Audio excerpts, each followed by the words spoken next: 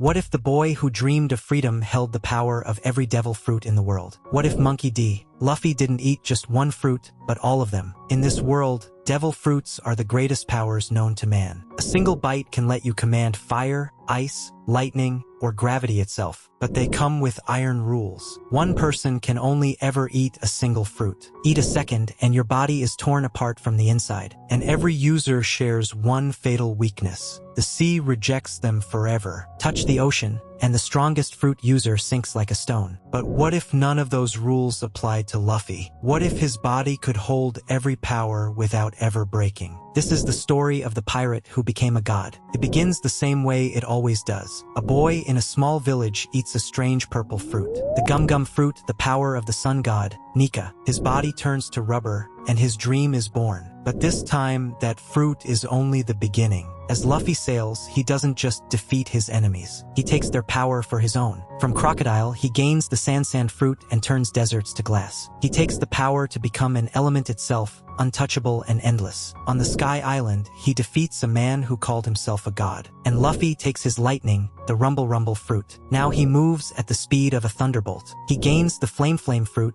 his own brother's fire, the ice fruit, the magma fruit, the light fruit. One by one, the powers of the admirals become his. He takes the op fruit and unlocks its ultimate technique, the surgery of immortality. Now Luffy can never die. He gains the string fruit, controlling anyone like a puppet. The soul fruit, commanding life itself. The mythical Zoans, letting him become dragons and gods. And the most feared power of all, the dark fruit. The one fruit that can steal every other power in existence. With it, no ability in the world can ever be used against him. Piece by piece, Luffy becomes every power at once. Fire and ice, light and darkness, gravity and lightning. There has never been anything like him in all of history. And now, the world is about to find out why. Every enemy that once threatened his crew falls in an instant. Crocodile sand means nothing to a man made of magma. Enel's lightning cannot touch a body of pure darkness. Doflamingo's strings snap before they ever reach him. At Marineford, the war that shattered him never even begins. He walks onto the platform and shatters Ace's chains with a finger. The three admirals attack together,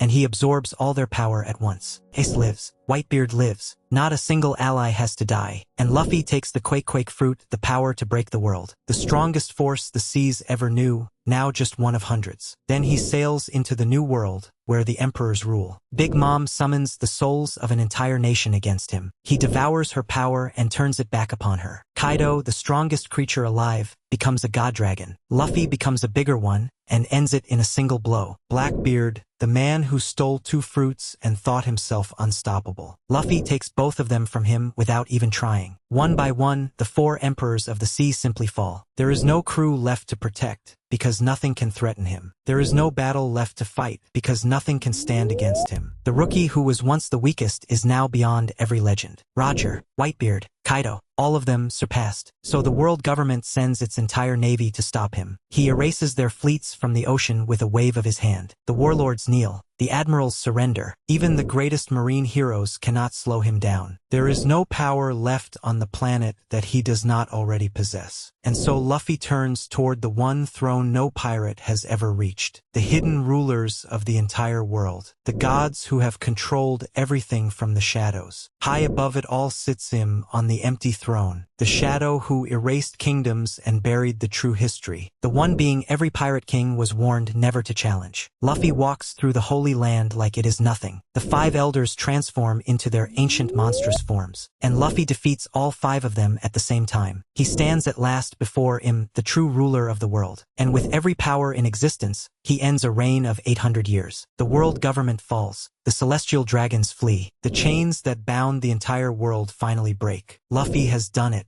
He is the freest, strongest being alive. There is nothing left in the world that he cannot do. And that is the exact moment he realizes what he has lost. Because every devil fruit shares that one cruel price. The sea rejects them forever. And Luffy now carries the weight of every fruit ever created. The ocean he loved more than anything now burns him just to touch. He can never swim in it again. He can never sail freely across it. The endless blue that once meant adventure now means only pain. Every wave he once dreamed of sailing is now a wall he can never cross. The pirate who dreamed of freedom is trapped above the very sea he loved. He has all the power in the world, and nowhere left to sail. His crew fought no battles, so they never truly became legends. There was no adventure because nothing was ever a challenge. There was no dream to chase because everything was already his. Standing above a silent, conquered world, Luffy finally understands. Being the strongest was never what he wanted. He wanted the sea, the fight, and the friends standing beside him. Power gave him everything, and took away the only things that mattered. The freest man in the world had never been so alone. So would you take every power in the world if it cost you the sea? Comment below.